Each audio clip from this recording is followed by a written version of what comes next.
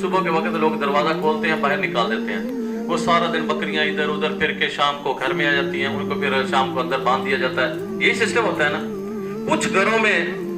मैं बड़ी माजरत के साथ ये बात कह रहा हूँ कि बच्चों के साथ इंसान भी यही कुछ कर रहा है।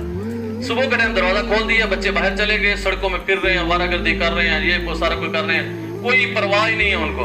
और शाम के टाइम बच्चे घर में आ गए, वो खाना खाया, लेट गए, ना पूछा सारा दिन बेटा आप कहाँ रहे हो, आप क्या किया सारा दिन, कुछ पूछने की जरूरत ही नहीं, किसी को भी पूछते नहीं है वालिदैन। फिर उनका रिजल्ट क्या निकलता है? जब बड़े बच्चे होते हैं फिर वही बाप का गिरबान पकड़ के खड़े होते हैं, वही मुआशरे का नासूर बने होते हैं, वही बाप को जेल की हवाएं खिला रहे होते हैं। फिर कहते हैं कोई दुआ करो अल्लाह ताला इनको हिदायत दे दे। जब छोटे होते हैं आपने हिदायत की, उनके लिए कोशिश नहीं की, तो बड़े होकर कैसे हिदायत उनको आएगी? ये एक दरख्त है ना, दरख्त, वो एक आदमी दरख्त के साथ ना एक डंडा लगा रहा था।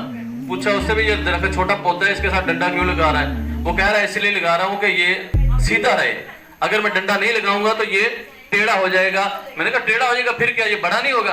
कहता बड़ा हो जाएगा, लेकिन अगर ये टेढ़ा ही रहा तो जब ये बड़ा हो जाएगा फिर भी सीधा भी नहीं हो सकेगा, और ना ये किसी फर्नीचर में काम आएगा, ना किसी चीज के बनाने में काम आएगा, ये फिर जो है ना आग जलाने के काम ही आएगा। इसके अलावा इसको मैं सीधा नहीं कर सकूंगा।